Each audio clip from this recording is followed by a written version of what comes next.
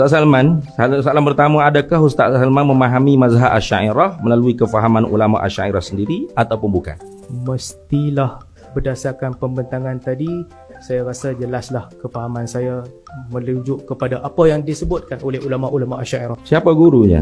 Saya membaca apa sahaja bab berkaitan sama' dan basar yang disebutkan oleh Ar-Razi, disebutkan oleh Al-Ami, disebutkan oleh Al-Baijuri dan disebutkan oleh As-Sanusi dan selain mereka. Tapi nyatanya banyak kesalahfahaman Ustaz Salman.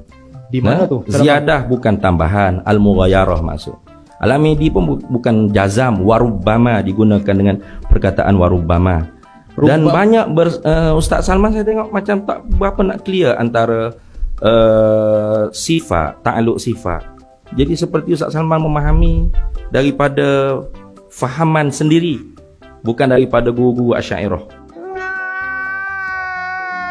Kalau Ustaz Salman hanya membaca, bagaimana Ustaz Salman boleh dapat tasawur yang jelas akidah Asy'ariyah? Sebab saya dengar tadi pun pasal Imam Ar-Razi banyak kesilapfahaman tadi tu. Jadi Allah Maha mendengar setiap yang ada.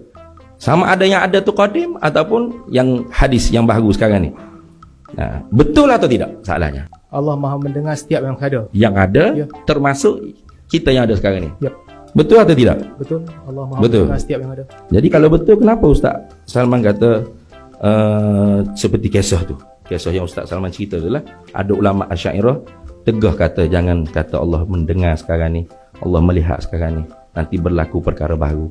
Mengikut keempat-empat implikasi pegangan Asy'ariyah, sama ada Itu yang Ustaz Salman faham, ilzam di atas mazhab Asy'ariyah, bukan seperti itu. bagi siapa yang berkata bahawa dia adalah ilmu, artinya dia telah berlaku sebelum ilmu itu. Di manakah ada ulama Asy'ariyah melarang orang-orang kata jangan kata seperti ni, nanti berlaku perkara baru di zat Allah Ta'ala? Itu implikasi pemahaman Asy'ariyah. Kalau mengatakan Tidak. Allah melakukan sesuatu, Saya Asy'ariyah, saya tak faham seperti itu, Bu. Ustaz Salman silap faham. Bukan begitu. Itu yang Ustaz Salman cuba ilzamkan di atas Asy'ariyah. Asy'ariyah tidak ajar seperti itu. Tidak ada satu pun mazhab Asy'ariyah kata Tuhan dengar apa yang kita doa sekarang ni, Tuhan melihat apa yang kita buat sekarang ni.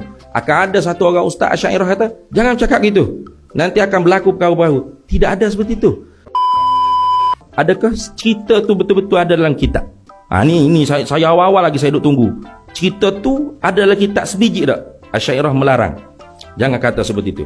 mengikut pandangan ke semua implikasi Tak, Asy'ariyah. saya tanya adakah ada ulama Asy'ariyah bila dengar orang berdoa seperti itu lalu dilarang orang awam tu? Kita ada Jangan. masalah sebab orang yang klaim ulama Asy'ariyah pun tak faham Dah, sebalik bukan masalah mazhabnya. tak faham.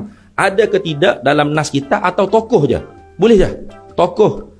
Kalau boleh Ustaz Salman datangkan. Itulah implikasi semua Itu yang Ustaz Salman ilzamkan. Bukan ilzam. Asy'ariyah tidak faham seperti itu. itu fahaman semua. Tidak salah. Ustaz salah faham tu.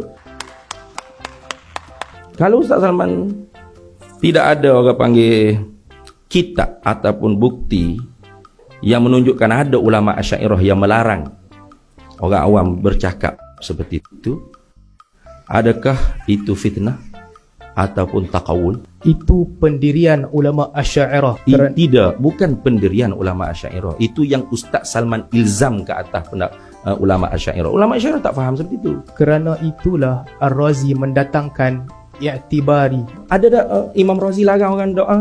Jangan orang awam bercakap seperti itu, ada tak? Implikasinya itulah. Kerana Itu yang Ustaz Salman ilzam tu, bukan Imam Razi ada. direct implication Tidak kefahaman ada. ulama Asy'ariyah begitulah. Tidak ada satu pun ulama Asy'ariyah yang melarang orang awam cakap seperti itu. Tidak ada. Sebab ta'alluq yang difaham oleh ulama-ulama Asy'ariyah ialah mendengar.